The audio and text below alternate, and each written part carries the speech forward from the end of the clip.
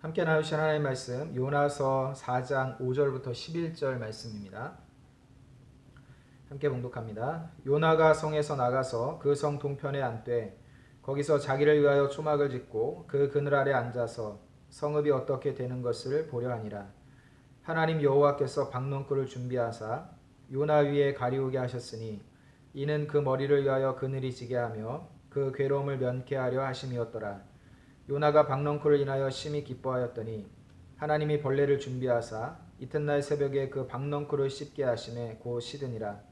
해가 뜰 때에 하나님이 뜨거운 동풍을 준비하셨고 해는 요나의 머리에 쬐매 요나가 흥곤하여 스스로 죽기를 구하여 가로되 사는 것보다 죽는 것이 내게 나으니이다. 하나님이 요나에게 이르시되 내가 이 박넝쿨로 인하여 성냄이 어찌 합당하냐. 그가 대답하되 내가 성내어 죽기까지 할지라도 합당하니이다. 여호와께서 가라사대 내가 수고도 아니하였고 배양도 아니하였고 하룻밤에 났다가 하룻밤에 망한 이 박넝쿨을 내가 아꼈거든. 하물며 이 큰 성읍 니느웨에는 좌우를 분변치 못하는 자가 12만여 명이요 육축도 많이 있나니 내가 아끼는 것이 어찌 합당치 아니하냐. 아멘. 오늘 이 말씀을 가지고 요나의 불평이라는 제목으로 함께 하나님 말씀 나누도록 하겠습니다. 예수님께서 언제 다시 오실까라고 하는 이야기를 할 때에 우스갯소리로 이런 이야기를 합니다. 예수님이 다시 오시는 날은 비가 굉장히 많이 오는 수요일 저녁 축구 한일전이 열리는 날이다라고 이야기를 합니다. 한국과 일본 사이에 뿌리 깊은 갈등을 보여주는 한 단면이다라고 이야기를 할 수 있는데 예수를 믿는 사람들조차도 특별히 예수를 잘 믿는 남자 성도들도 비가 많이 오는 수요일 저녁에는 예배를 잘 나오기를 그렇게 좋아하지 않고 거기다가 축구 한일전이 열리면 더더욱 예배 자리에 나오는 것보다는 TV 앞에 앉아 있는 것이 훨씬 좋은 그런 것을 빗대어서 이렇게 이야기를 하고 있는 것이죠. 우리나라와 일본 사이는 뿌리 깊은 갈등의 그런 관계가 있죠.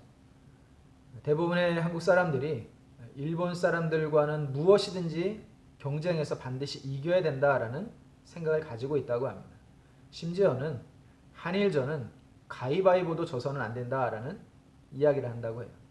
그래서 축구 국가대표팀이 한일전 경기가 벌어지게 되면 굉장히 심적인 부담을 많이 가지게 된다고 합니다.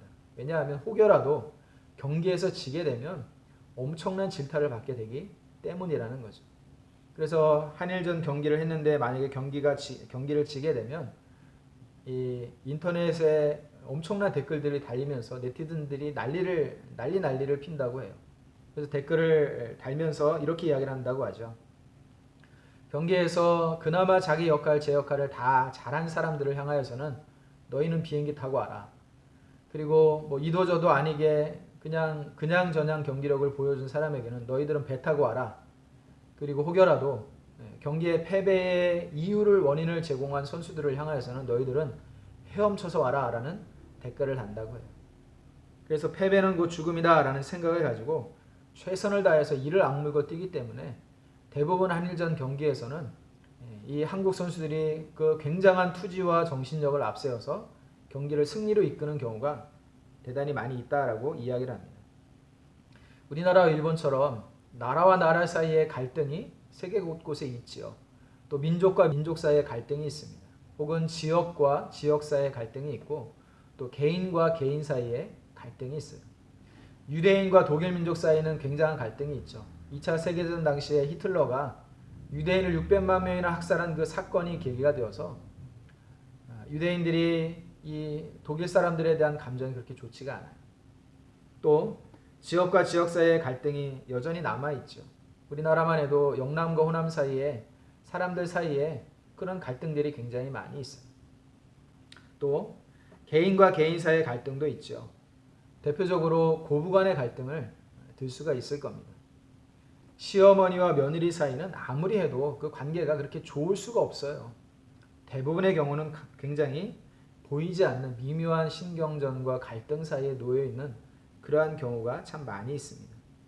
그래서 교회를 다니다가 보면 교회 안에서는 존경받는 권사님이신데 집에서는 악명이 높은 시어머니로 그렇게 지내는 분들이 많이 있는 것을 보게 됩니다. 특별히 신앙생활을 이제 시작한 며느리들의 눈에는 시어머니가 그렇게 굉장히 겉과 속이 다른 사람처럼 보여지는 그러한 경우가 많이 있다라고 이야기를 하죠. 나라와 나라 사이의 갈등이든지 혹은 민족과 민족 사이의 갈등, 개인과 개인 사이의 갈등이든지 이 갈등의 관계 속에 있을 때에 이 갈등의 당사자들은 서로를 향하여서 공통된 감정을 가지게 된다고 해요. 그 감정이 무엇이냐면 적대감입니다. 미워하는 마음이죠. 증오하는 마음이 생깁니다. 근데 이것은 갈등 사이에 있는 그 관계 속에 있는 사람들에게 지극히 당연하게 생기는 감정이다라고 이야기할 수 있습니다. 무엇을 봐도 좋게 보지 않고 좋게 생각하지 않는 경우가 많이 있죠. 오늘 성경에 나오고 있는 이 요나서에 등장을 하고 있는 니느웨라고 하는 성과 이 니느웨에 살고 있는 성읍 사람들과 이스라엘 사람들 사이의 관계가 바로 이런 관계였다라고 이야기할 수 있습니다. 니느웨는 아수르의 수도이죠. 그리고 아수르는 이 메소포타미아와 애굽까지 이르는 거대한 지역을 정복을 했던 굉장히 강력한 그러한 나라였습니다. 그 지역을 패권을 두고 다투었던 굉장히 큰 나라였고 강력한 나라였죠. 뿐만 아니라 이 아수르는 피정복민들을 매우 무자비하게 다루었던 그러한 나라였다라고 역사는 이야기를 하고 있습니다. 그러니까 정복한 지역의 사람들을 굉장히 압제하고 학대했던 그러한 나라였죠. 이러한 아수르의 중심 도시 수도였던 니느웨는 그때 당시에 온갖 종류의 사술들과 음행으로 가득 찼던 도시였다라고 그렇게 알려져 있습니다. 그러니 이스라엘 사람들에게 이 아수르라고 하는 나라는 굉장히 적대감을 가질 수밖에 없는 나라이고 그 아수르의 수도인 니느웨에 살고 있는 사람들은 당연히 이스라엘 사람들에게는 절대로 좋은 감정을 가질 수 없는 그러한 사람들이다라고 이야기를 할 수 있죠. 굉장한 갈등 관계에 있을 수밖에 없는 그러한 나라, 그러한 사람들이었다라고 이야기를 할 수 있습니다. 오늘 본문에 등장하고 있는 이 요나 선지자는 요나가 가지고 있는 이 이미지가 상반된 두 가지의 이미지가 있어요. 하나는 요나가 하나님의 말씀을 거역하고 도망을 쳤다가 바다에 풍랑이 일어서 선원들이 그를 바다에 던졌을 때 큰 물고기가 나타나서 요나를 삼켰죠. 그리고 3일 만에 다시 육지에 토해냈던 이 사건이 예표하는 것이 있습니다. 바로 예수님께서 죽으셨다가 3일 만에 부활하셨던 그 사건, 이 사건을 예표하는 사람이 바로 요나다라고 이야기를 하고 있습니다. 그래서 요나는 예수님을 예표하는 사람이다라고 그렇게 알려진 선지자예요. 그리고 요나가 가지고 있는 또 한 가지의 이미지는 하나님의 말씀에 굉장히 강력하게 불순종하고 끝까지 말을 안 들었고 하나님을 향하여 대들었던 그러한 사람, 이렇게 성경은 기록을 하고 있습니다. 그래서 요나를 성경은 이렇게 이야기하고 있습니다. 의도적인 불순종의 사람 요나였다라고 이야기를 하고 있습니다. 하나님께서 자신에게 하시는 그 말씀을 듣고 하나님이 그 뜻하는 바, 계획하시는 바, 하나님의 그 마음의 그 생각들이 무엇인지를 분명히 알았음에도 불구하고 그 뜻을 알면서도 그 하나님의 뜻을 알기에 더더욱 순종하기 싫어했던 사람이 요나였고 의도적으로 불순종하는 그러한 사람이 요나였다라고 이야기를 하고 있습니다. 요나서 4장 1절 2절에 요나가 하나님을 향하여 하고 있는 그 모습을 이렇게 표현을 하고 있어요. 요나가 심히 싫어하고 노하여 여호와께 기도하여 가로되 여호와여 내가 고국에 있을 때에 이러하겠다고 말씀하지 아니하였나이까. 그러므로 내가 빨리 다시스로 도망하였사오니 주께서는 은혜로우시며 자비로우시며 노하기를 더디하시며 인애가 크시사 뜻을 돌이켜 재앙을 내리지 아니하시는 하나님인 줄 내가 알았음이니이다. 요나는 니느웨를 찾아가서 하나님의 말씀을 전하라라고 하는 그 말씀을 들었을 때에 이 마음에 예측이 됐어요. 어떤 것이 예측이 됐냐면 내가 만약에 니느웨에 가서 하나님의 말씀을 전하게 되면 하나님께서 이 말씀을 전하게 하라 하신 그 의도대로 뜻대로 니느웨가 멸망을 당해야 마땅한 그러한 악한 성읍임에도 불구하고 그 성읍을 하나님께서 용서하시고 그들을 돌이키게 하셔서 용서하실 것이다 그래서 재앙이 내리지 않고 재앙으로 멸망을 당하지 아니할 것을 그가 마음에 이 느낌이 생각이 왔다는 거예요. 그래서 그는 그것을 너무나 잘 알았기 때문에 내가 만약에 하나님의 말씀에 순종을 하게 되면 내가 원래 생각하고 기대하고 또 원하였던 것대로 되지 않을 줄을 그가 분명히 알았기 때문에 그래서 하나님의 말씀을 내가 듣기를 싫어했다라고 그는 이야기를 하고 있습니다. 내 뜻대로 되지 않으면 차라리 죽겠다. 하나님의 뜻이 아무리 이루어진다 해도 내가 원하는 대로 되지 않는다라고 한다면 차라리 죽는 것이 더 낫겠다라고 생각을 했던 사람이 누구냐? 바로 요나였다라는 것입니다. 요나의 모습을 통해서 우리가 우리의 모습을 돌아보게 되죠. 하나님의 뜻이 하늘에서 이루어진 것 같이 땅에서도 이루어지기를 원합니다 라고 하는 주기도문을 우리는 예배의 시간마다 고백을 하고 반복을 해요.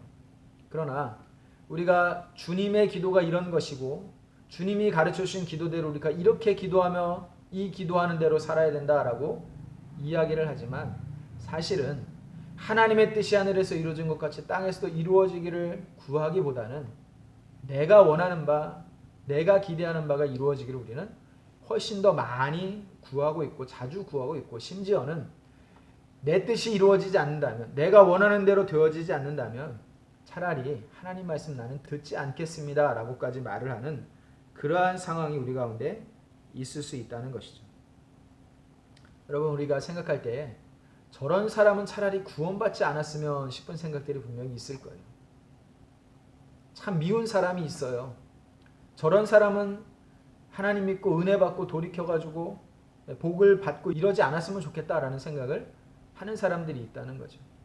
저런 사람은 차라리 쫄딱 망했으면 좋겠다라고 그렇게 생각하는 사람들이 있다는 것입니다. 그런 사람들, 이런 사람들이 바로 오늘 성경에 등장을 하고 있는 니느웨에 살고 있던 사람들이었다라고 성경은 이야기를 하고 있어요.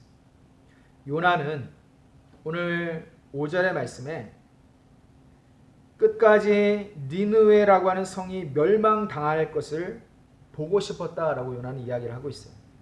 5절에 보니까 요나가 성에 나가서 그 성 동편에 앉되 거기서 자기를 위하여 초막을 짓고 그 그늘 아래에 앉아서 성읍이 어떻게 되는 것을 보려 하니라. 성읍이 니느웨 성읍이 과연 어떻게 될까라고 하는 것을 그는 구경하기 위하여서 성 밖에 나가서 초막을 짓고 그 아래에 앉아서 성읍을 바라보고 있었다라고 이야기를 하고 있습니다. 이때 이 요나의 마음속에 기대하고 원했던 것은 무엇이었을까요? 요나는 그것을 기대했어요. 악한 성읍 니느웨, 이스라엘을 괴롭히고 못살게 구는 이 아수르의 수도인 니느웨, 그 니느웨가 하나님의 진노와 재앙을 만나서 완전히 멸망을 당해버렸으면 좋겠다. 하나님의 백성들을 괴롭히는 이 니느웨라고 하는 성읍을 하나님이 싹 쓸어버렸으면 좋겠다라고 하는 그 생각과 기대를 가지고 그는 그렇게 성읍을 바라보면서 앉아서 구경을 하고 있었다라고 이야기를 하고 있죠. 요나는 아주 의도적으로 하나님의 말씀에 불순종했던 사람이었어요. 하나님께서 말씀하셨을 때에 니느웨로 가라라는 말씀을 들었을 때 그는 니느웨와는 정반대를 향하여 다시스를 향하여 도망을 칩니다. 그리고 다시스에서도 다시 배를 타고 또 바다로 나가버리죠. 육지의 길을 걸어서 이스라엘 북쪽을 지나서 육지의 길을 걸어서 그렇게 올라가야 되는 그 길을 가기가 싫어서 요나는 남쪽으로 도망을 치고 거기서 다시 배를 타고 또 도망을 쳤던 사람이 바로 요나였다라고 이야기를 하고 있죠. 의도적인 불순종, 하나님의 뜻이 무엇인지를 분명히 알면서도 의도적으로 불순종하는 이 불순종이 요나의 모습이었다라고 이야기를 합니다. 여러분 우리의 자신을 돌아보면서 우리는 과연 이것이 하나님의 뜻인 것을 분명히 알면서도 하나님의 뜻이 이루어지는 것이 나에게 조금도 유익함이 없고 오히려 내 마음을 불편하게 하고 나를 힘들게 하는 일이다 라고 한다면 과연 우리는 하나님의 뜻이 이루어지기를 구하며 살아가고 있는가, 이것을 우리가 생각하고 돌아보아야 할 것입니다. 하나님의 뜻이 이루어지기를 구하면 보기에는 참 거룩하고 또 괜찮은 믿음의 사람인 것처럼 생각이 되겠지만, 그러나 하나님의 뜻이 이루어지면 내 삶이 피곤하고 하나님의 뜻이 이루어지기를 위해서 구하다 보니까 나에겐 조금도 유익함이 없고 이익이 없고 오히려 불편한 일들만 생긴다라고 한다면, 과연 그것을 우리는 끝까지 구하며 하나님의 뜻에 순종하며 살아가는 사람인가라고 하는 그것을 생각하는 저와 여러분들이 되어야 할 줄로 압니다. 그런데 오늘 이 요나가 의도적으로 하나님의 말씀을 불순종하고 니느웨 성 사람들이 완전히 멸망을 당해버렸으면 좋겠다라고 하는 생각을 가지고 성 밖에서 구경을 하고 있었던 이 요나가 너무나 사랑했던 것이 있었다라고 오늘 성경은 이야기를 하고 있습니다. 우리 6절의 말씀을 한번 보겠습니다. 하나님 여호와께서 박넝쿨을 준비하사 요나 위에 가리우게 하셨으니 이는 그 머리를 위하여 그늘이 지게 하며 그 괴로움을 면케하려 하심이었더라. 요나가 박넝쿨을 인하여 심히 기뻐하였더니. 요나는 박넝쿨을 너무너무 사랑했다라고 오늘 성경은 이야기를 합니다. 니느웨가 지금 12만여 명이라고 하는 많은 사람들이 그 성에 모여서 살고 있었고, 이 12만여 명이나 되는 그 수많은 사람들이 살고 있는 성 니느웨가 진노와 재앙으로 완전히 멸망을 당해서 싹 쓸어버림을 당하기를 소원하고 바라는 마음을 가지고 성 밖에서 그것을 보고 있었는데, 날이 너무 뜨거우니까, 태양빛이 장렬을 하니까 그것이 너무 뜨거울 때에 하나님께서 박넝쿨을 나게 하셨는데, 그 박넝쿨이 요나의 머리에 그늘을 지게 해서 요나가 시원하니까 그 박넝쿨로 인하여서 요나가 너무나 기뻐하였다라고 이야기를 하고 있죠. 요나에게는 12만 명의 사람들보다 박넝쿨 잎사귀 하나가 훨씬 더 소중했다라고 우리 성경은 이야기를 하고 있습니다. 내 눈에 티가 들어간 것이 상대방의 눈이 머는 것보다 훨씬 더 아프게 느껴지는 것이 사람의 마음이라는 거죠. 여러분, 동병상련이라는 말을 아시죠? 비슷한 처지와 형편이 있는 사람들의 그 마음을 헤아리는 것, 이것을 동병상련이다라고 이야기를 합니다. 그런데 사람들은 참 어리석어서 내가 비슷한 상황에 처해보지 않으면 상대방의 아픔을 잘 이해하지 못하는 경우가 많이 있다는 거예요. 내 눈에 티가 들어간 것이 상대방의 눈이 먼 것보다 훨씬 더 내게는 더 큰 아픔인 것처럼 느껴진다는 거예요. 발가락에 튀눈이 하나 생겨가지고 그것이 걷기가 불편하고 아프고 힘든 것이 상대방 다리가 부러진 것보다 내게는 더 큰 아픔으로 느껴지는 것, 이것이 사람의 마음이라는 것이죠. 그런데 요나에게는 바로 이러한 마음이 있었다는 거예요. 니느웨 성에 살고 있는 12만 명이나 되는 그 어마어마하게 많은 사람들이 다 죽어서 없어지고 사라져 버리는 것보다 요나에게는 이 박넝쿨이 훨씬 더 소중했다라고 오늘 성경은 이야기를 하고 있습니다. 하나님께서 벌레를 준비하셔서 그 박넝쿨을 씹게 하셔서 곧 시들어 버리죠. 그래서 머리를 가리웠던 그 그늘이 사라지게 됩니다. 그것으로 인하여 요나가 심히 노하고 화를 내죠. 10절에 보니까 여호와께서 가라사대 내가 수고도 아니하였고 배양도 아니하였고 하룻밤에 났다가 하룻밤 만에 망한 이 박넝쿨을 내가 아꼈거든. 이 박넝쿨을 너무너무 좋아했어요. 그런데 이 박넝쿨을 하나님께서 말라버리게 하시니까 요나가 그 일에 대해서 어떻게 대응을 하느냐면, 어떻게 반응을 하느냐면 9절에 보면 하나님이 요나에게 이르시되 내가 이 박넝쿨로 인하여 성냄이 어찌 합당하냐. 그가 대답하되 내가 성내어 죽기까지 할지라도 합당하니이다. 내가 화가 나서 죽을 정도까지 화가 날지라도 이것은 너무나 합당하고 당연한 일이다 라고 하나님 앞에 항변을 하고 있는 요나의 모습을 보여주고 있습니다. 이것이 너무나 당연하다는 거예요. 저 12만 명이나 되는 니느웨 사람들이 죽는 것보다 내 머리에 그늘을 지어서 햇볕을 가렸던 이 박넝쿨이 시들어 버린 것이 내게는 너무나 더 화가 나고 안타까운 일이다 라고 요나가 이야기를 하고 있다는 것이죠. 목사도 가끔은 사람들하고 같이 그렇게 생각을 합니다. 일본 지진 나가지고 화산 폭발해가지고 쫄딱 좀 망했으면 좋겠다. 요즘 하는 일들을 보면, 하는 모습들을 보면 너무나 얄밉게 행동을 하잖아요. 까닭 없이 뭐 수출 규제나 이런 것들을 통해 가지고 우리나라를 아주 못 잡아 먹어서 안달인 것처럼 그렇게 하는 일들을 보게 되고, 또 이 일본의 정치인들, 우익들 이런 사람들 하는 그 망언이나 망발들 이런 걸 듣다 보면 사실 화가 나는 일들이 참 많이 있어요. 그래서 저렇게 얄밉게 행동하고 못되게 구는 일본 좀 된통 좀 혼이 났으면 좋겠다라는 생각을 하게 됩니다. 그러나 여러분, 이것이 사실 요나가 가지고 있었던 그러한 마음이다라고 성경은 이야기를 하고 있죠. 하나님이 보시기에 니느웨 성 사람들은 앞뒤를 좌우를 분별하지 못하는 사람들이다라고 이야기를 해요. 그 앞뒤를 분별하지 못하는 12만 명이나 되는 그 수많은 사람들을 하나님은 하나님의 말씀을 전하게 하시고 그 말씀을 듣고 그들이 돌이켜 회개하고 구원받기를 원하셨다라고 말씀을 합니다. 그러나 요나는 그 앞뒤를 분별하지 못하는, 하나님의 말씀을 듣기만 하면 언제든지 그들이 회개하고 돌아와서 하나님의 구원을 받을 만한 사람들이 될 수 있는 그 사람들을 향하여서 차라리 다 망해버렸으면 좋겠다라는 생각을 가지고 있었다라고 이야기를 하고 있죠. 이것이 요나가 가지고 있었던 마음이었다라고 이야기를 합니다. 그러나 성경은 요나를 향하여서 하나님이 말씀하시는 이 11절의 말씀을 들려주시면서 우리가 어떠한 마음을 가지고 이 세상을 살아가야 되는가라고 하는 것을 분명하게 말씀을 하고 있어요. 11절의 말씀에 하물며 이 큰 성읍 니느웨에는 좌우를 분변치 못하는 자가 12만여 명이요 육축도 많이 있나니 내가 아끼는 것이 어찌 합당치 아니하냐라고 말씀을 해요. 하나님께서 니느웨 성에 살고 있는 이 12만 명이나 되는 수많은 사람들을 하나님이 아끼신다는 거예요. 사랑하신다는 거예요. 그들이 구원받기를 하나님은 간절히 원하신다라고 말씀을 해요.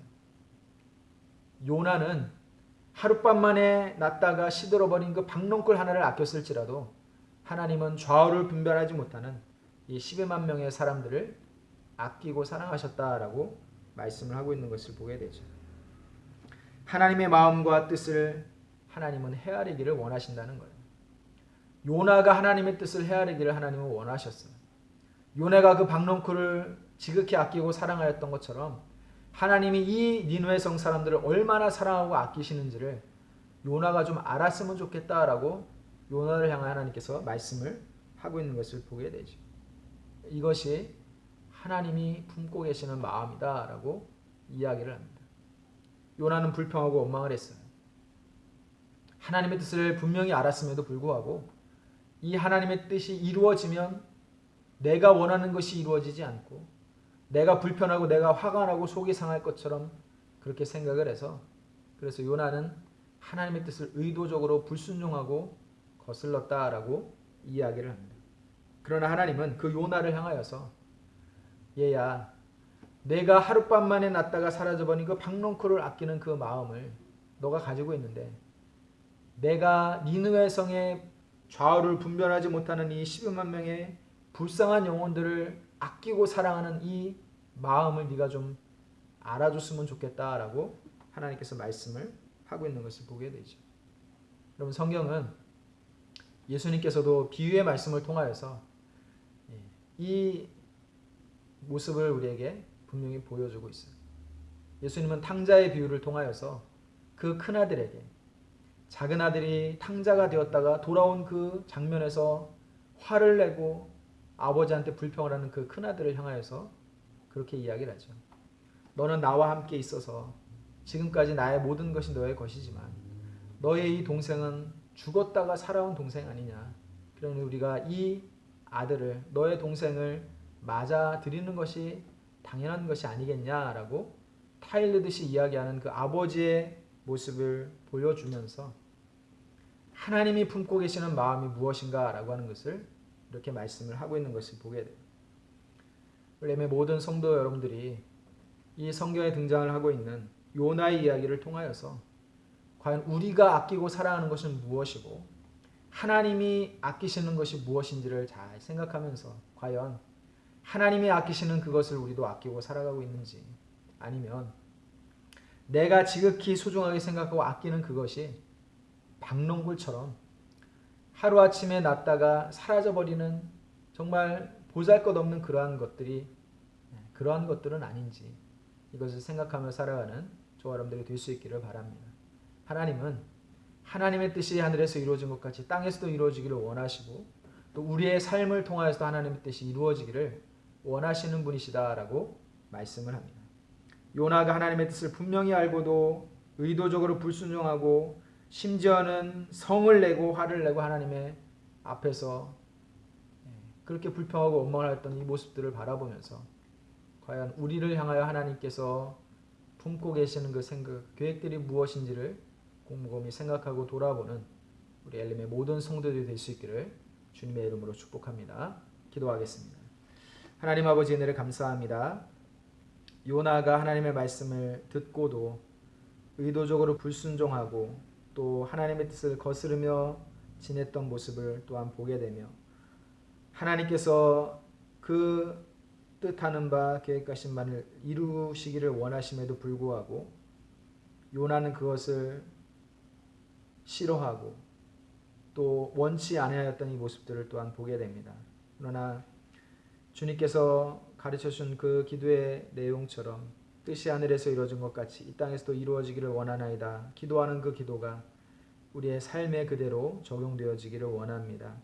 하나님의 뜻이 이루어지기를 원한다면 그 뜻이 이루어짐으로 말미암아 때로 내 마음이 불편하고 또 거북하고 또 유익함이 전혀 없는 것처럼 느껴지는 일이라 할지라도 그 하나님의 뜻이 이 땅에서 우리의 삶 가운데서 이루어지기를 간구하고 소원하며 하나님의 뜻에 순종하며 나아갈 수 있는 우리 모두가 될 수 있도록 은혜 허락하여 주시옵소서.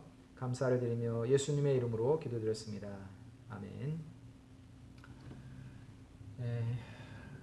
조금은 섭섭하고 아쉬운 소식을 하나 전하려고 합니다.